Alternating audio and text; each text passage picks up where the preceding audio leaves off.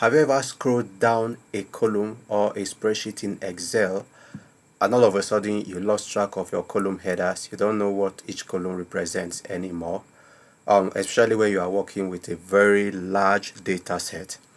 Yes, this tends to happen a lot. Okay, so this lesson covers how to freeze rows and columns, just in case you wish to, or you want to scroll down your column without losing track of what each column represents, like your column titles. Okay, you can actually freeze them to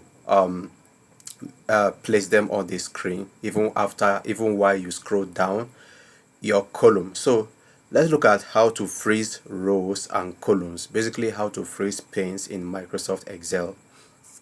Now, to get started, you must have a table, a large table, okay, that you have to scroll down to the bottom or to the left hand side. So let's assume that I want to freeze the top row, that is the title, so that as I scroll down, that the column headers will remain on the screen without leaving the screen. So to do that, I'm going to select this column 4, assuming I want to freeze from 3 upward, that is 1 2 3. I'm going to select column 4 and then come over to view. Okay, go to view and then you select freeze panes, click on that, and then you also click on freeze panes again. So when you do this, this is going to freeze the top, that's all the cells on top of your selected row, that is all the rows above your selected row. They will be frozen. Okay, so it doesn't matter how large your table is, you can now scroll easily and comfortably without losing track of your column headers. Okay, so you can also do that for rows. That is, if you want to lock the names, for instance, the names of the staffs, you want to lock it so that as you scroll to the right hand side, the names remain on the screen without moving. Okay, so to do that, first of all, I'm going to unlock this. So select that again, go to freeze panes and then unfreeze.